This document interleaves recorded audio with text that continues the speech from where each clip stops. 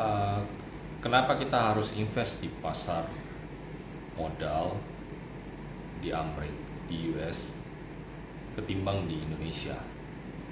Alasan pertama, untuk keamanan dulu ya. US market, New York Stock Exchange itu number one in the world, the most advanced, the most secure, the most regulated stock market in the world. Itu nomor satu di situ, US. Nomor duanya UK, nomor tiga Jepang. Indonesia ini kalau di list itu nomornya yang mungkin ke 100. That's why kenapa di Indonesia banyak yang kalau retail ya, kita bicara retail ya, pemain saham, investor retail, lebih banyak itu rugi karena yang menang itu bandar. Bandar ini tahu saham mana yang mau dinaikin, mau diturunin. Jadi bisa dikatakan 90-95% yang menang bandar, sedangkan investor retail itu mayoritas 95%-nya rugi karena tidak transparan, banyak intrinstiknya lah, banyak hal-hal negatif yang membuat pasar modal itu tidak transparan, tidak well regulated, sehingga banyak permainan. Sedangkan kalau di market US itu very strict, very regulated, nggak bisa ada insider trading, nggak bisa pom-poman, nggak bisa macam-macam lah. Jadi clear berdasarkan kinerja perusahaan. Perusahaan itu bagus, sahamnya naik, perusahaan kinerjanya jelek, sahamnya turun. Kalau Indonesia kan nggak ada berita, nggak ada angin, tiba-tiba sahamnya dipom-pom naik sendiri, 2 hari kemudian, 3 hari terjun bebas. Kan nggak ada angin, nggak ada berita, nggak ada kinerja laporan keuangan, nggak ada, naik sendiri, turun sendiri, kayak ada setannya, kayak ada tuyulnya di dalamnya. Jadi I am not suggesting to invest in the local market. Why? Ya itu banyak pom-pomannya, banyak bandarnya. Kecuali Anda itu ada temannya, ada saudaranya yang orangnya bandar, nggak apa-apa. Kalau cuma investor retail nggak ngerti apa, jangan main di market lokal. Too dangerous. Hanya bisa kalah, nggak bisa menang. Oke, yang kedua, faktor kedua, kita bicara kapitalisasi market terbesar ya, BBCA lah. Di Indonesia ini BBCA market leader ya.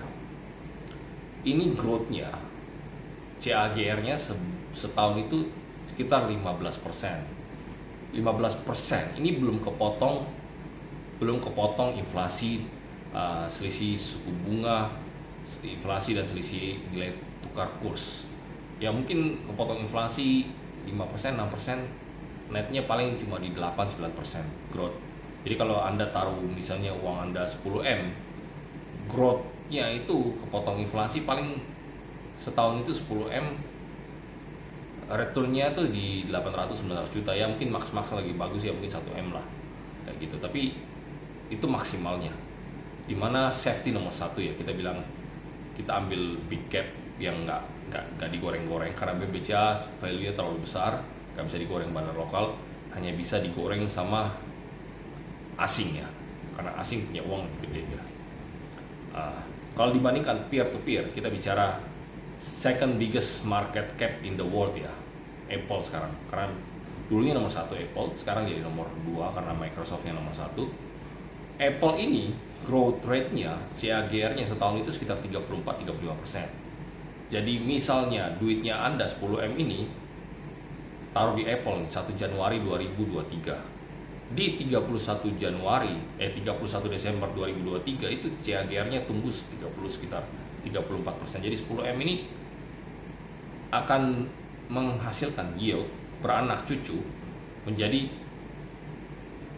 13,4M. Anda profit sekitar 3,4M, sekitar 34% dari 10M itu. Yieldnya itu bisa 2 kali lipat dibanding kita bilang peer to peer ya, BBCA ini di Indonesia, Apple ini di Amerika. Bayangin, size-nya BCA ini udah paling besar di Indonesia, nomor 1 ya.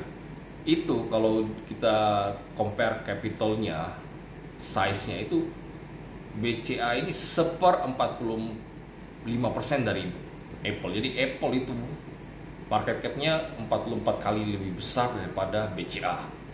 Padahal BCA ini udah di Indonesia udah paling gede, udah siapa yang nggak tahu BCA, siapa yang nggak punya ATM BCA, nggak punya tabungan BCA, semua punya pasti.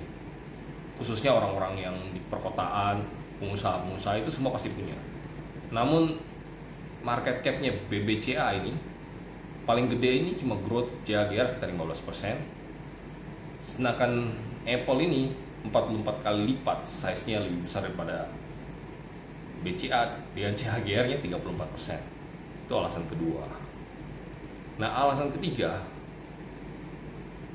untuk investasi ataupun trading di Indonesia ini fee-nya itu besar, sekitar 0,38 jual beli ya, 0,38%. Jadi Anda misalnya 1M ya, 0,38%, Anda harus bayar itu sekitar 3,8 juta ya, sekitar segitu, in out ya, buy sell ya. Sedangkan di Amerika itu mungkin ya sekitar kisaran jual beli itu fee-nya sekitar 5-10 dolar jual beli ya. Itu 5-10 dolar dengan kurs sekarang 15.600, berarti 10, anggap kalau 5 dolar itu berarti sekitar 75.000, 80.000-an jual beli, atau maksimalnya di 10 dolar. 10 dolar itu di 150.000, 155.000 dibandingkan 3,8. Jadi selisihnya tuh bisa besar sekali ya, bisa 20 kali lipat. Fee broker house ini cuannya di lokal ini terlalu banyak, saya nggak tahu kenapa cuannya besar sekali. Selisihnya dengan Amerika itu Amerika cuma sekitar 100, anggaplah paling mahal di 100 ya, rata-rata lah 100.000 lah jual beli cost of trading ya, brokerage fee ya. Di Indonesia bisa 3,8, 4 jutaan, which is berarti itu 40 kali lipatnya ya, sekitar 40 kali lipat. Besar sekali. Kenapa? Karena market Amerika udah advance banget, udah mature banget.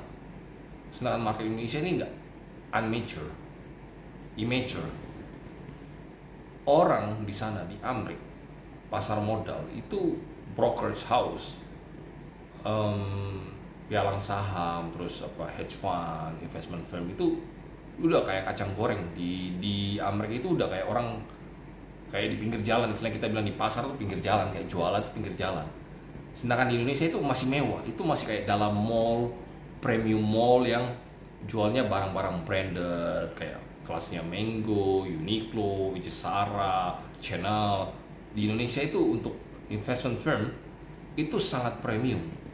Cuma mungkin nggak sampai 1% dari populasi Indonesia yang bisa masuk ke situ. Jadi sangat premium sehingga di Indonesia fee-nya itu sangat besar. Sedangkan di Amerika itu barang sudah terlalu common, sudah terlalu biasa, udah kayak misalnya di pasar digeletak jualan pakai kayak di pasar tradisional gitu, jualan teplak aja itu jualan udah biasa, udah banyak sekali. Jadi competition sudah ada, sudah too much, sehingga they bring down the cost, they bring down the fee, everything so competitive and so transparent, it's very regulated karena it's very common. Ya, kurang lebih 3 alasan kenapa investasi kita lebih condong di Amerika sana. Pertama yaitu karena well regulated, more transparent. Kedua, imbal hasilnya, yieldnya much better, 2-3 times better. 3, fee-nya itu juga 1/40 dibanding di Indonesia. Kurang lebih kayak gitu. Bila ada teman-teman yang ingin menanyakan lagi, silakan tulis di komen, nanti saya akan berusaha untuk membalas lewat komen. Terima kasih.